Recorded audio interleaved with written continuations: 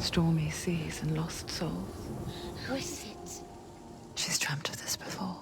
It's coming. Is it?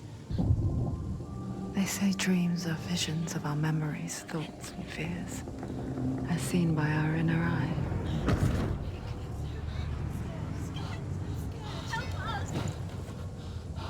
But what if each one of us is always dreaming, even when awake? And we only see what our inner eye creates for us.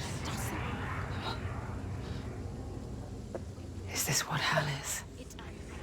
A world shaped by Senua's nightmares. Maybe that's why people fear seeing the world through her eyes. Yes, she's scared. Because if you believe that Senua's reality is twisted, you must accept that yours might be too.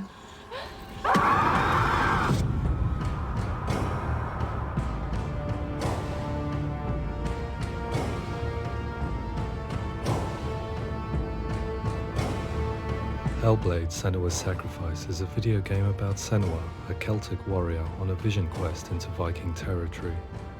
But what sets our hero Senua apart is that she suffers from severe psychotic mental illness. He knows she's getting closer. He can feel her coming closer.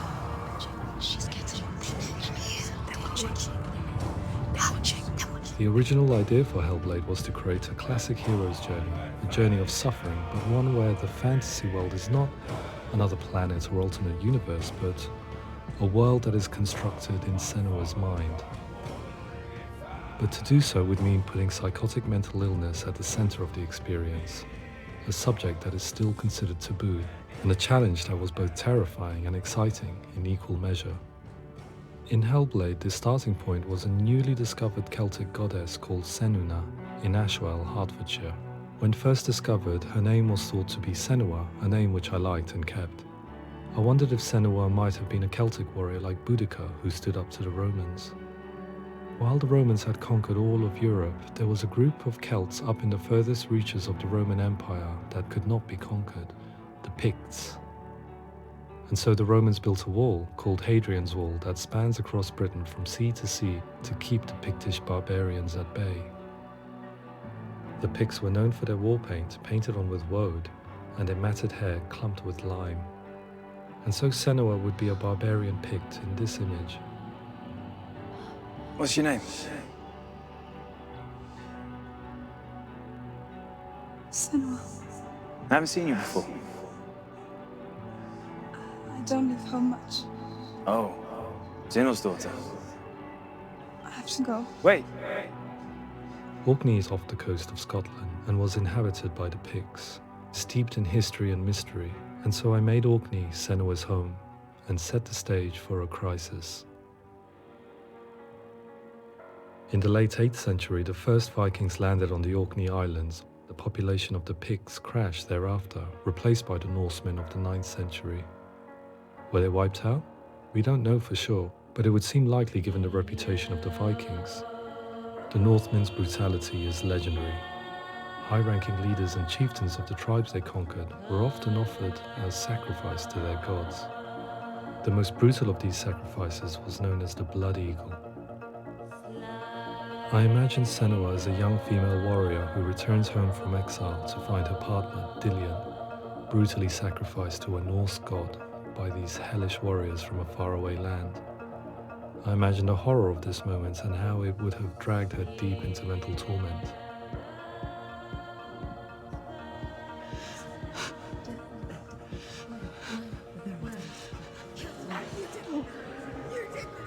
No!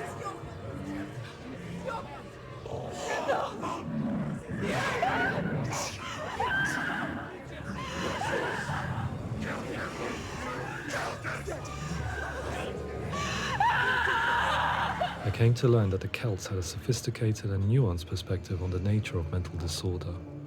One term they used was gelt. A gelt is a man or woman who has been driven mad by a curse, battle trauma, or grief. The gelt would take to a life in the woods in search of penance, punishment, and purgation. And so Senua became a gelt, cursed by darkness, looking for redemption in the wilds. Another word the Celts used in reference to mental disorders was truth, meaning fool, or Liar. one who utters the words of God. They tell of the mad sinner who flees battle into exile and takes on a beastly nature, growing feathers on his body. The character called Truth in Hellblade is based on a little-known person called Findan, an 8th century Irish Celt who was captured and enslaved by the Vikings, but eventually escaped to Orkney where he became a monk. I will tell you my stories of hell, if I may walk with you. Upon meeting Senua, it would be his stories that fuel her quest deep into their world of gods. The Northmen say the world will come to an end. The sun will grow black, the earth will sink into the sea, the stars will disappear, fire and water will meet, flames will play against the sky, the heavens and earth and all the world will be burned, all the gods will be dead, and the warriors of Valhalla and people everywhere. Senua, prepare yourself for Ragnarok, for it is not. The stage was set for a new adventure, a journey into the Norse underworld Ja, called was Hell, war das a denn? vision quest fueled by madness and myth, a fantasy that was created Habe ich by aus Versehen Senua's irgendwie own geskippt mind, oder so? and one that we would experience through her eyes. This is your mission. This is your quest. There is nothing else left. To make a game about a warrior with psychotic mental illness as its central theme was fraught with danger. Mental illness, such as psychosis, is still taboo and rarely acknowledged in a century of cinema, never mind the new medium of games. Where it does feature, it often conflates psychosis and psychopathy associated with a lack of empathy. It is unfortunate that these two words sound so similar that they are used interchangeably in media. I must admit that I didn't have to look very far to discover my own ignorance of the subject. So we reached out to Paul Fletcher, psychiatrist and professor of health neuroscience at University of Cambridge. Psychosis is a descriptive term, and it refers to having a loss of contact with objective reality. So it's characterized by two main sets of symptoms. One of them is hallucinations, where somebody experiences perceptions when there is no actual objective thing out there to perceive. You're already dead. Who are you? And the other is delusions, where somebody comes to very often bizarre, unpleasant, frightening beliefs when there's no good evidence in favor of them. There's no doubt about it. The source of the darkness is in Helheim. And the goddess Hela holds his soul there. We reached out to Welcome, a biomedical research charity that spends billions on research and awareness programs aimed at improving health. Mental health hasn't always been presented in the media in a way that is particularly helpful. It can be challenging to engage people with the subject matter, and there are a lot of preconceived ideas about mental health, and particularly schizophrenia and psychosis. So we hope our support allows the team to continue to collaborate with Paul Fletcher and with those who have experience of psychosis to create a game that provides a fresh perspective on the condition and allows audiences to engage with it in a way that just wouldn't be possible in any other medium. What started out as a brief consultation convinced me that we were only scratching the surface of an immensely deep and interesting subject that could enrich and change the very nature of the game. That's cool. Thanks so much for coming here. Pleasure. Thanks. It's really interesting for me, and I'd love to be involved. It's fascinating. Absolutely. Our understanding of psychosis is still very much a mystery, and ways of treating it are still primitive compared to physical illness. After all, it is easy to see the pain and suffering caused by physical diseases or physical trauma. It is not so easy to see the mental suffering and trauma of severe mental illness. But what if we could find a way to see it? Games are capable of drawing you in for hours on end, playing the role of a character who is different from you, experiencing their perspective, and actively involving you in a world that functions with a different set of rules. That voice is not a kind voice. That voice calls you to your death. It's an evil voice. If we were to represent Senua's psychosis, we would have to simulate voice hearing, a common attribute. But how can we simulate something we have no first-hand experience of? Professor Charles Fernyhough, a leading expert in voice hearing from Durham University, offered his help. Hearing voices is an experience that is usually associated with severe mental illness, and crucially we know that hearing voices is a part of ordinary life for many people who don't meet the criteria for mental illness. Yeah. Oh, that's not him in real life. We know voices vary according to where they appear in space. Voices can appear far away in the distance, they can appear right there in your ear, they can seem to be coming from inside your head. Based on the information Professor Fernie Ho provided, I put together a sound brief and invited some actors to the studio. We recorded the actors using a binaural microphone, which records the 3D spatial position of sound, replicating the way sound is heard by human ears. It gives you an incredible sense that the person you are listening to is right there beside you. Can't see how she's going.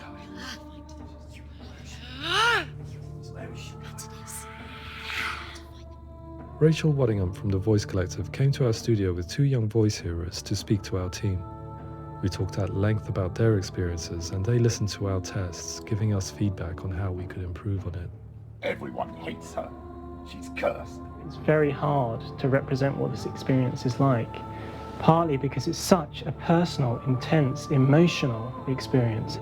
It's testament to how Ninja Theory have been listening to what the researchers are saying, but also, crucially, listening to the experts by experience. What they've come up with is so compelling. It's by far the best representation I've heard of what these experiences are like.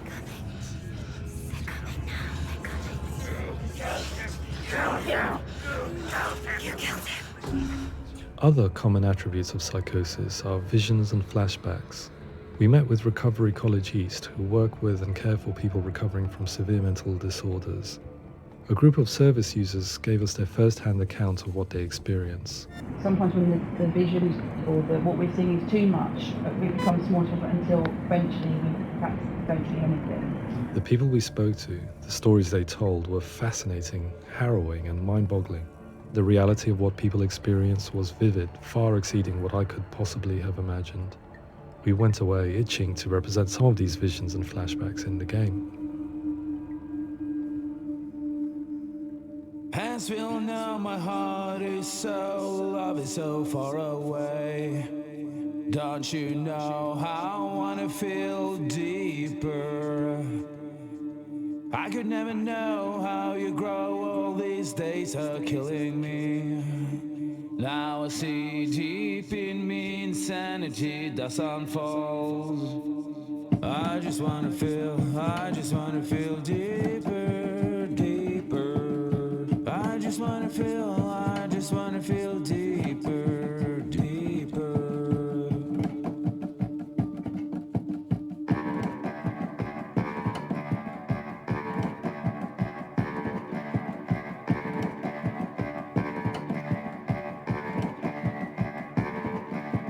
As we all know, my heart is so, love is so far away. Don't you know how I wanna feel deeper?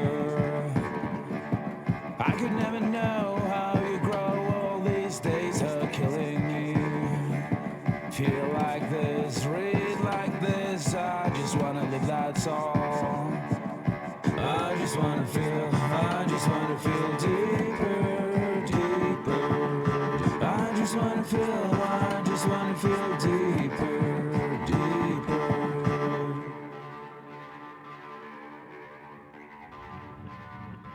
But we continued to hold meetings with Recovery College East over the course of a year and a half, showing them what we had achieved so far and refining the in-game representations based on their feedback. With their help, flashbacks, visions, and changes in perception were woven into the story and gameplay of Senua. The students that are involved in this project are incredibly excited about being involved. They have described the experience as being important because it values their lived experience and shows that despite what we have been through, all of that experience becomes valid, that actually it's something that we should all be talking about. The experiences described range from beautiful to frightening beyond comprehension. I heard of a girl who has to live with an angry voice screaming at her, slamming on her doors and walls 24 hours a day. I met someone who would often see hanging corpses in a room, so real that she would sometimes try to rescue them. The panic and fear that comes with such visions is entirely understandable, and it can be a living horror for some. Worthless, weak, pathetic. Go on, feel sorry for yourself, because there's no one left to do that for you. I was urged by one fellow that we should not shy away from showing this horror, and so I was perpetually torn in making Hellblade. Had we gone too far with our representations or not far enough? Broken, a lust. Just like your soul. Come on.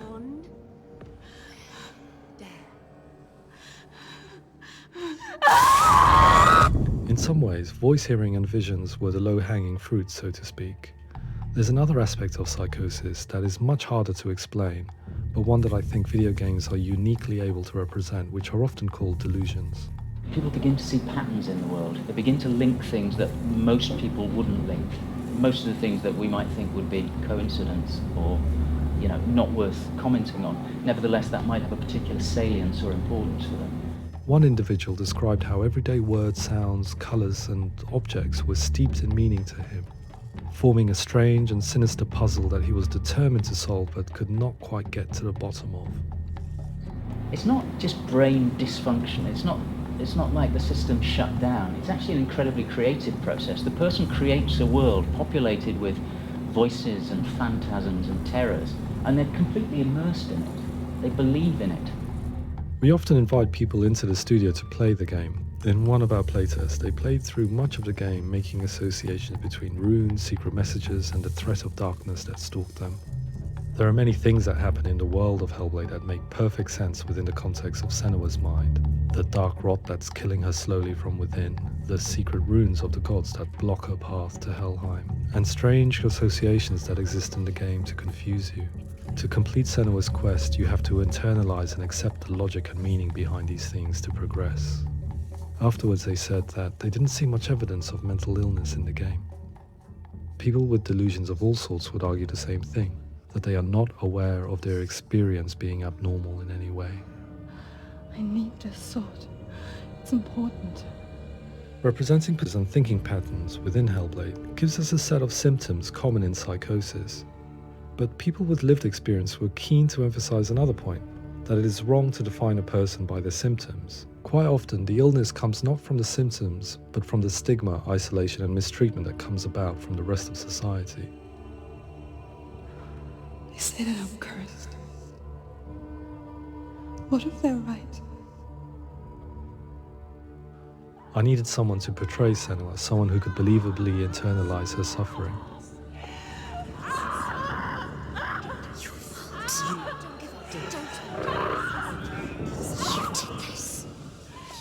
Melina Jurgens, our video editor, had been a stand-in for Senua over a few months while we perfected our motion capture techniques. Without realizing it, she had already auditioned for the role, and I knew her well enough to know that I didn't have to teach her to act, but to relive her own internal pain. As often is the case, those who have suffered mental anguish are never far from us.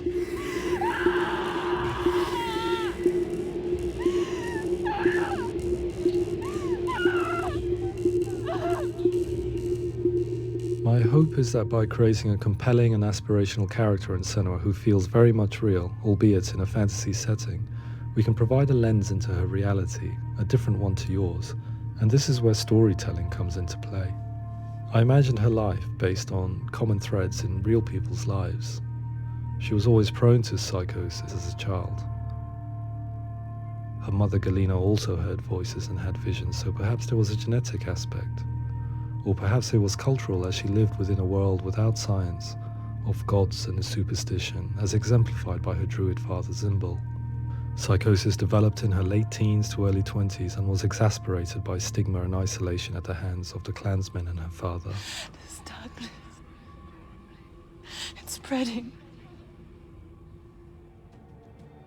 The trauma of seeing her lover Dillian sacrificed tips her over the edge, making her remodel her reality around a concept that connects everything: the darkness. So the question, is what Senua experiences real? Can only be answered by saying, yes, it is real. It is her reality. All of her suffering will have been for nothing. It's just a matter of time. At the end of the project, service users and professionals that had collaborated with us were invited to see the near-final game. It was a chance to see if the game had reflected their views or if it had misrepresented them. For me, being involved in especially developing Senua's character has been really important, and being able to bring in my perspective and what I see and what I hear, and having that built into the game has been a real privilege. It's gritty, and it's meaty, and there are some tough subjects in there that are being tackled with honesty.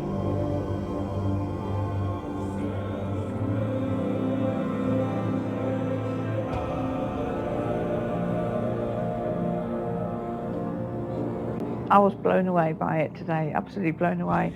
It was just fantastic to get the opportunity to use our lived experience in a very creative way. There's nothing tokenistic about the work we've put in. It feels like we've been listened to, things have been taken on board, and I think there was a lot of realism in the game itself, and it feels very authentic.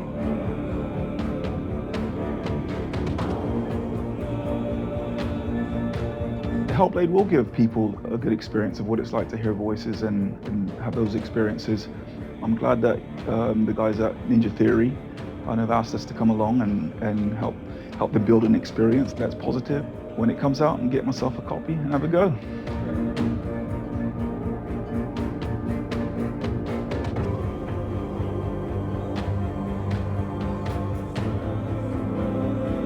I think all the way through, I was really inspired by how the conversations have translated into the game in a way that I think I didn't imagine was possible. So wonderful, really wonderful.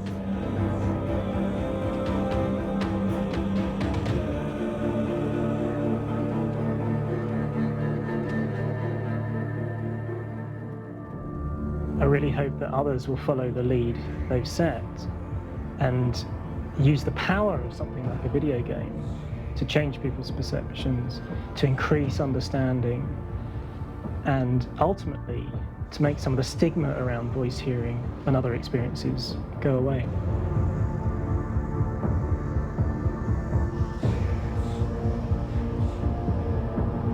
For me, it was really exciting to see something that I explore scientifically being represented so beautifully in a character who's trying to penetrate the mysteries of the environment in which they've been placed, with all of this strange uncertainty and noise and conflicting information that they're getting. I'm very excited by this way of trying to represent mental illness, because I think it actually might be offering us insights that we wouldn't get from pure scientific explorations, and actually giving us quite an empathic view of what it might be like.